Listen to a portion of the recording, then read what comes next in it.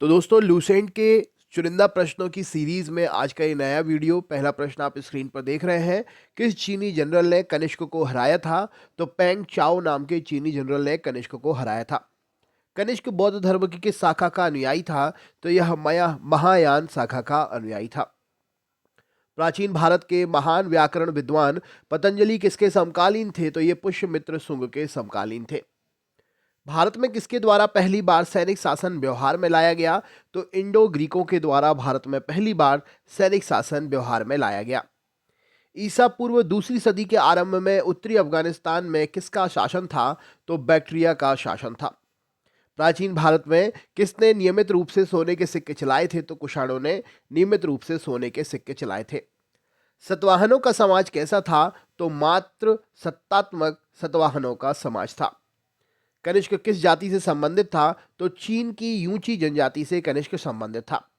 भारत का आइंस्टाइन किसे कहा जाता है? तो नागार्जुन को भारत का आइंस्टाइन कहते हैं। पुष्यमित्र किस धर्म का समर्थक था? तो यह ब्राह्मण धर्म का समर्थक था। बेस नगर में गरुड़ स्तंभ का निर्माण किसने कराया था? तो हेलियोडोर ने बेस नगर में गरुड़ स्तंभ का निर्माण कराया था। गार्गी संहिता क्या है? तो यह एक प्रकार का ज्योतिष ग्रंथ है। गार्गी संहिता की रचना किसने की थी? तो कात्यायन ने गार्गी संहिता की रचना की थी। कुषाण वंश की स्थापना किसने की थी? तो कुजुला कडिफिसेस ने कुषाण वंश की स्थापना की थी।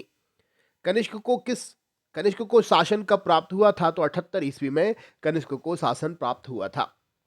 कनिष्क के कुल का अंतिम शासक कौन था? तो वसुदेव कनिष्क के कुल का अंतिम शासक था। कामसूत्र की रचना किसने की थी? तो वात्सायन ने कामसूत्र की रचना की थी। पक्की ईंटों का शुभारंभ किसके काल में हुआ था? तो कनिष्क के काल में पक्की ईंटों का शुभारंभ हुआ था। किस प्रसिद्ध ग्रंथ को बौद्ध धर्म का विश्वकोश कहते हैं? तो महाविभाषा शास्त्र को बौद्ध धर्म का विश्वकोश कहते हैं। खारवेल किस वंश का शासक था? तो यह चेदी वंश का शासक था। किस पुराण में 19 सतवाहन शासकों के शासन की चर्चा है? तो वायु पुराण में 19 सतवाहन शासकों के शासन की चर्चा है।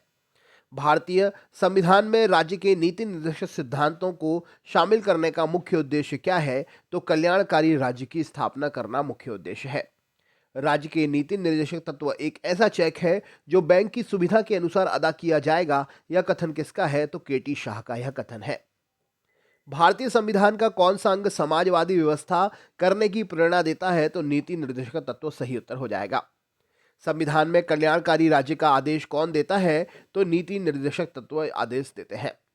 नीति निर्देशक तत्वों का क्रियान्वयन किस पर निर्भर करता है? तो सरकार के पास उपलब्ध संसाधनों पर निर्भर करता है। मौलिक अधिकार व राज्य के नीति निर्देशक तत्वों में क्या समानता है? तो यह एक दूसरे के पूरक होते हैं। क्या नीति निर्देशक तत्वों को कार्यान्वित करने के लिए मूल अधिकारों का हनन हो सकता है? तो कुछ का हनन हो सकता है। समान कार्य के लिए समान वेतन भारत में संविधान कहाँ सुनिश्चित किया गया है? तो यह सुनिश्चित किया गया है राज्य के नीति निर्देशक तत्वों में। भारत के संविधान में अंतर्राष्ट्रीय सुरक्षा को प्रोत्साहन देना कहाँ सन्निहित है? तो राज्य के नीति निर्देशक तत्वों में यह सन्निहित है। भारत का कौन सा अंश भारत के नागरिकों का आर्थिक न्याय प्रदान करने का संकेत देता है? तो नीति निर्देशक तत्व सही उत्तर हो जाएगा।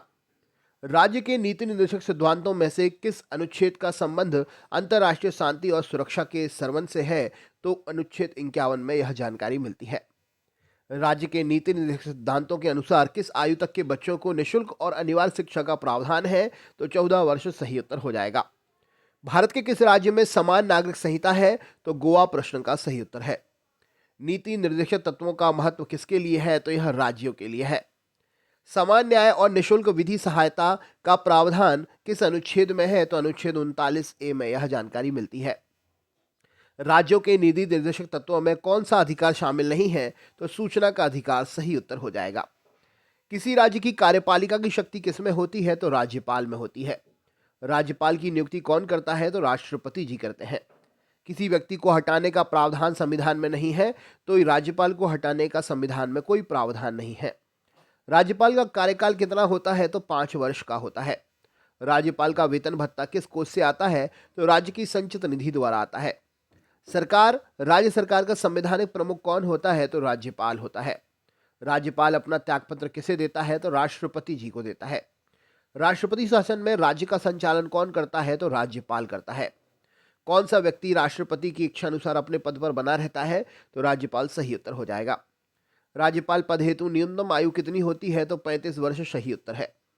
राज्यपाल विधानसभा में कितने आंग्ल भारतीयों की नियुक्ति कर सकता है? तो एक आंग्ल भारतीय की नियुक्ति कर सकता है। भारत की पहली महिला राज्यपाल? तो सरोजनी नायडू जी सही उत्तर हो जाएगा। राज्यपाल सोने के पिंजरे में निवास करने वाली चिड़िया के समान है, यह सरोजनी नायडू जी का कथन है। किसकी अनुमति के बिना राज्य की विधानसभा में कोई धन विधेयक पास नहीं होता है? तो राज्यपाल सही उत्तर हो जाएगा। राज्यपाल द्वारा जारी किया गया अध्यादेश किसके द्वारा मंजूर होता है? तो विधानमंडल द्वारा मंजूर होता है। राज्य सरकार को कौन भंग कर सकता है? तो राज्यपाल भंग कर सकता है। राज्य के मुख्यमंत्री की नियुक्ति कौन करता है? तो राज्य का राज्यपाल करता है। राज्यपाल की मुख्य भूमिका क्या है? तो केंद्र और राज्य के मध्य में एक कड़ी के समान कार्य करना। किसी राज्य के राज्यपाल को शपथ ग्रहण कौन कराता है? तो उस राज्य का मुख्य न्यायाधीश शपथ ग्रहण कराता है। किसी राज्य में राष्ट्रपति शासन के अलावा राज्यपाल शासन भी लागू किया जा सकता है? तो यहाँ पर जम्मू कश्मीर आंसर हो जाएगा। भारत के किस राज्य में प्रथम महिला राज्यपाल बनी? तो उत्तर प्रदेश सही उत्तर है। जम्मू कश्मीर का सदर ए रियासत नाम बदलकर अब राज्यपाल कर दिया गया, कब? तो 1965 में। राज्य सरकार को भंग कौन कर सकता है? तो राज्यपाल की सिफारिश पर राष्ट्रपति भंग कर सकता है। भारत में वर्तमान राज्यसभा में सदस्यों की संख्या कितनी है? तो लगभग 245 है। राज्यसभा के लिए प्रत्येक राज्य के प्रतिनिधियों का चुनाव कौन करता है? तो विधानसभा के निर्वाचित सदस्य करते हैं।